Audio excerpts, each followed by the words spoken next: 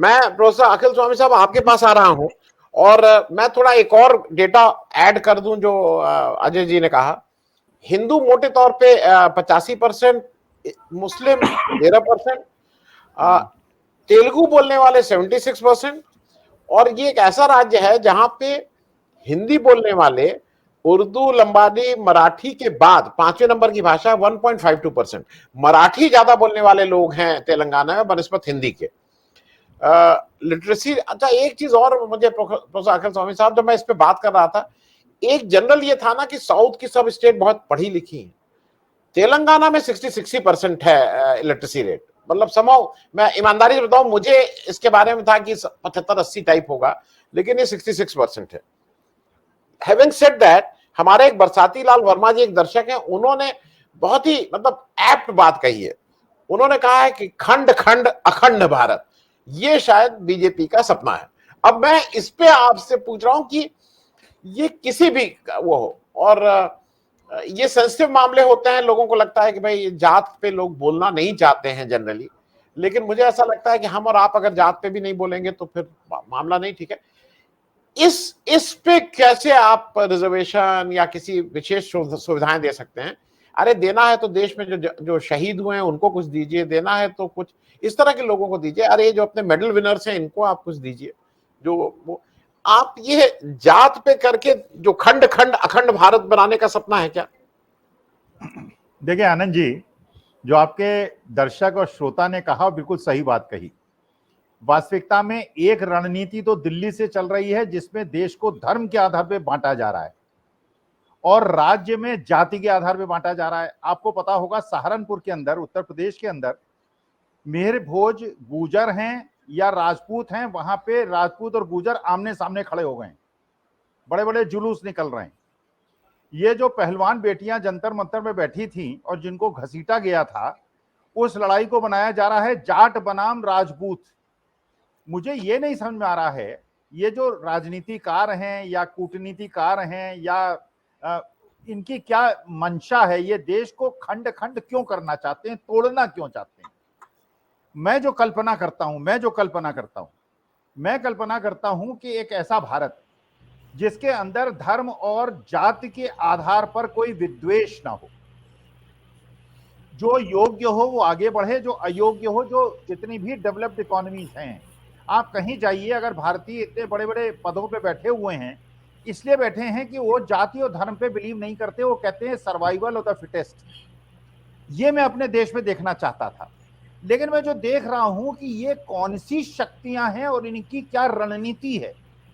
क्योंकि अभी तक मैं केसीआर को मैं मानता था कि एक शायद कुछ उनकी रणनीति है, शायद वो एक अच्छे राजनीतिज्ञ हैं। क्योंकि अगर मैं उनकी जगह होता तो मैं ये कहता कि जो दलित हैं, जो पिछड़े हैं, जिनके साथ हजारों सालों से अत्याचार अनाचार हुआ है, जो आदिवासी हैं, अगर आपको बनाना है उनके लिए भवन बनाइए। देखिए वास्तविकता में इसमें कोई स्वीकार करने में मुझे कोई परेशानी नहीं है कि सवर्ण समाज तुलनात्मक रूप में, आज आप चाहे जर्नलिज्म में देख लीजिए, चाहे आप राजनीति में देख लीजिए, चाहे आप जुडिशरी में देख लीजिए, आप यूनिवर्सिटीज में देख लीजिए, किसी भी क्षेत्र में अगर सबसे ज्यादा किसी का डोमिनेशन है तो वो सवर्ण समाज का है और ब्राह्मणों का डोमिनेशन है। अगर आपको पिछड़े समाज को आगे बढ़ाना है, उन लोगों के साथ जिनके साथ अन्याय हुआ है, जिनको न्याय नहीं मिला है, उनको अगर आगे बढ़ाना है, तो अगर आप उनके लिए भवन बना देते तो समझ में आता कि उनको एक आपने एक मानसिक संबल दिया है, उनको यह बताया है कि भारतवर्ष में जो प्रायश्चित करने की आवश्यकता थी वो प्रायश्चित हम लोग कर रहे हैं, और अब हम एक ऐसा संभावी सद्भावी समाज बनाएंगे जिसमें कोई ऊंच नीच नहीं होगी, कोई छूत अछूत नहीं होगा, कोई बड़ा छोटा नहीं होगा, कोई श्रेष्ठ और निम्न नहीं होगा। तो लेकिन अगर ये केसीआर कर रहे हैं कि ब्राह्मणों के लिए जाति के आधार पे बनाना चाह रहे हैं, तो उनकी रणनीति क्या है, उनकी कूटनीति क्या है? और उस समय जबकि पूरे हिंदुस्तान के अंदर जो जनगणना की बात हो रही है, जातिगर जनगणना की बात हो रही है, उस परिप्रेक्ष्य में अगर आप इस प्रकार का एक मैसेजिंग करना चाहते हैं उन 5-6% लोगों के लिए जिनके प्रति ये एक समाज में 75 साल में एक हम लोगों ने ऐसी भावना बनाई थी, नहीं हम धर्म और जाति में बिलीव नहीं करते, हम एक परिवार हैं, भारत एक परिवार है, लेकिन जिस प्रकार से वर्टिकल स्प्लिट कराई गई है धर्म के आधार पर, उसी प्रकार का वर्टिकल स्प्लिट अगर जाति के आधार पर कराया जाएगा तो ये मेरा प्यारा हिंदुस्तान जो है, मेरा प्यारा भारत जो है, ये वास्तविकता में आपके श्रोता ने बहुत प्यारी बात कही, ये खंड खंड हो जाएगा। और मैं ऐसा नहीं देखना चाहता। तो मुझे तो न तो केंद्र सरकार की राजनीति समझ में आती है, और अगर केसीआर इस प्रकार के उन लोगों के लिए जो प्रिविलेज्ड क्लास हैं, अब अडानी अंबानी के लिए आप भवन बना दिया, भवन बनाना है गरीबों के लिए बनाओ, आदिवासियों के लिए बनाओ, दलितों के लिए बनाओ, जो नहीं बेचारों को खाना मिल रहा है उनके लिए बनाओ। कल आप कहेंगे नहीं अडानी अंबानी को 200 रुपए की गैस मिलेगी और दलित और आदिवासियों को 2000 रुपए की मिलेगी, ये उसी प्रकार की बात हो रही है। आप उनके लिए भवन निर्माण की और विशेष सुविधाओं की बात कर रहे हो। जो प्रिविलेज क्लास है, जो हैव है, देना है तो हैव नॉट्स को दो, हैव्स को बाद में दे लेना जब बराबर का स्तर कायम हो जाए। जी जी, मैं प्रोफेसर अखिल स्वामी यूपी से गए हैं तो पंडे लोग गए होंगे, पंडित तो कितने, पंडित और पंडों में बहुत फर्क है, पांडित्य और पंडा, ये चीजें इसलिए मैं इसी से शुरू कर रहा हूं प्रोफेसर साहब, आपसे समझना। होता क्या है कि लोग पंडों को पंडित समझते हैं, पांडित और पंडित होता है वो जात की वजह से वो पंडे बन गए हैं और उनको जाके वो एक राइट टू वर्शिप है, और हम पंडे को पंडित। मैं आपसे इसलिए ये बात पूछ रहा हूं, जवाहरलाल नेहरू ब्राह्मण थे, लेकिन उन्होंने सारे ब्राह्मणिकल ऑर्डर्स की जो बात थी वो उनको उसके रेजिस्ट करते थे, उसके अगेंस्ट खड़े होते थे। वो चाहे सोमनाथ की बात हो, फिर से पुरानी बात हो गई है। और शायद ब्राह्मणिकल ऑर्डर की जो अच्छी बातें थी, पढ़ाई लिखाई करो, अच्छी चीजें बनाओ, देश के बारे में सोचो, तो चाहे भाखड़ा नंगल हो, चाहे आईआईटी हो, चाहे हो, तो उनका ये वाला पक्ष तो खुला था। लेकिन उनका जो पंडे वाला पक्ष है, जो रिचुअल की तरफ ज्यादा रहता है और उसी में अपना मगन रहता है, उसको उन्होंने ब्राह्मणिकल ऑर्डर के जो मेरी समझ में जो कमियां हैं उसको उन्होंने अवॉइड किया था, बीइंग अ ब्राह्मण।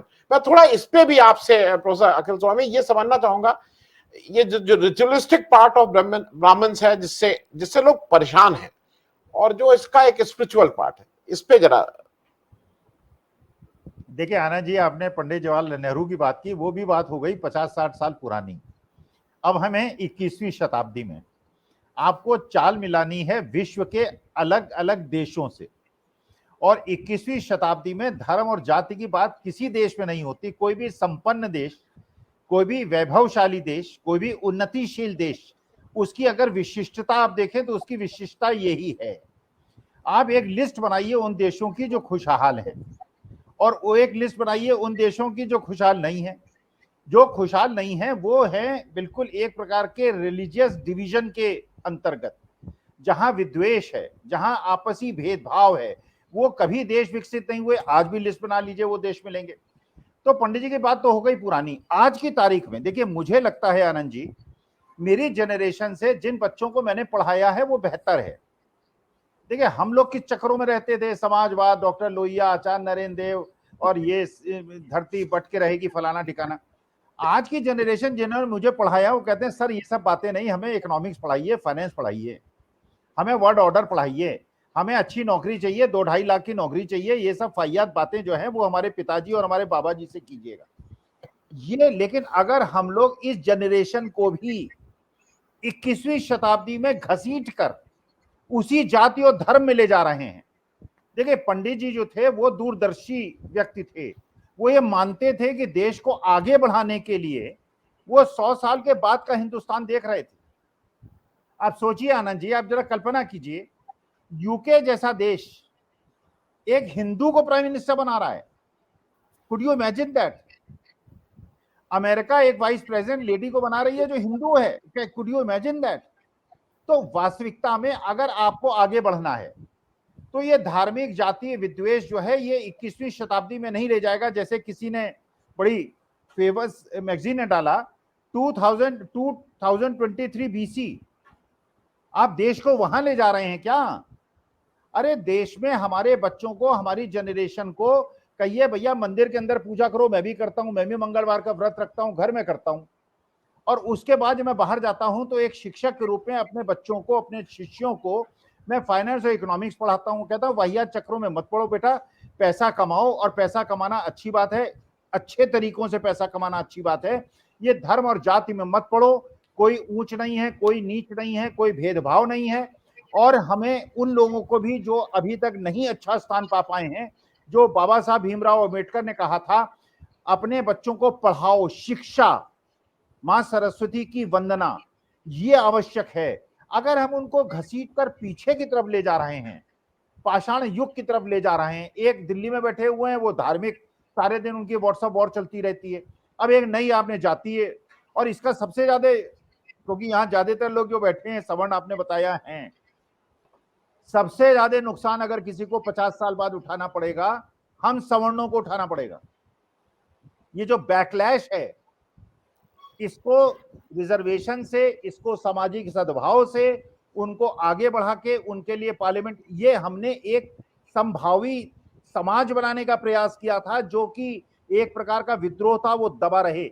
इस प्रकार के अगर आप ऑर्डर्स निकालेंगे और ये विद्वेष को आगे बढ़ाएंगे, पुरातन काल में जाएंगे, सबसे ज्यादा दंड सवर्ण समाज को मिलेगा और ब्राह्मण समाज को मिलेगा। जो देशपांडे साहब ने कहा, इससे बचना चाहिए, सबको उनको आगे बढ़ाना चाहिए, हमको प्रायश्चित करना चाहिए। हम बहुत ज्यादा प्रिविलेज लोग हैं, हम बहुत ज्यादा हैव्स हैं, और जो हैव नॉट्स हैं, जिनको नहीं मिला है, उनको हाथ जोड़ के उनसे क्षमा मांगते हुए उनको सौंप देना चाहिए। प्रोफेसर साहब, एक टर्म यूज बहुत ज्यादा होने लगा है, नार्सिसिज्म, नार्सिसिस्ट, इसकी एक्चुअल जरा, क्योंकि और इसका रेफरेंस और जरा क्योंकि ये शब्द जरा भारी सा है, हम लोग जब रेगुलर पढ़ रहे थे तो आपको इसको कहता है आत्ममुग्धता है, अपने मुंह मियां मिट्ठू, अपने जरा एक्चुअल प्रोसेस साहब, मैं सभी से ये पूछूंगा कि आप इसको कैसे, व्हाट इज नार्सिसिज्म और व्हाट इज नार्सिसिस्ट, और देश में सबसे अच्छा एग्जाम्पल इसका कौन है? मैं दर्शकों के लिए भी ओपन कर रहा हूं। एक चीज मेरे दर्शक ने कही है, वो मैं आपके ही रिमार्क पे कही थी प्रोफेसर साहब।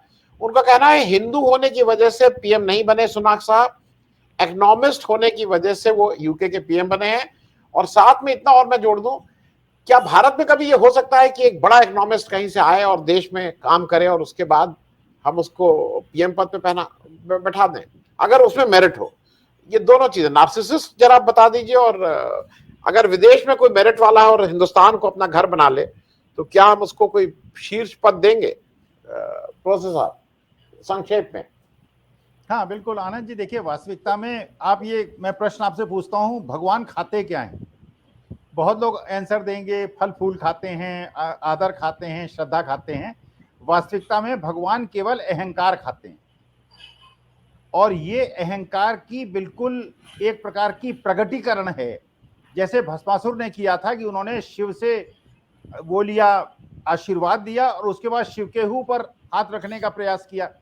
तो जब आदमी ये समझने लगे, देखिए कितनी मूर्खतापूर्ण बात है। मैं फाइनेंस और इकोनॉमिक्स का प्रोफेसर हूं, मैं जानता हूं कि ये जो विद्या है, ये जो मां सरस्वती का पूरा समुद्र है, ये अथाह समुद्र है। मेरे पास एक लोटा पानी है, हर आदमी के पास छोटा थोड़ा थोड़े कलश हैं, सबके पास अथाह समुद्र है। आप अगर इकोनॉमिक्स में और फाइनेंस में भी देखेंगे तो मेरे पास भी उसमें एक गिलास पानी है, इतना अथाह। उसमें कोई आदमी ये समझने लगे कि वो नोटबंदी कर देगा, वो तालाबंदी कर देगा, वो 2000 के नोट लाएगा फिर उसको बंद कर देगा, तो ये मेरे ख्याल से अहंकार की पराकाष्ठा है।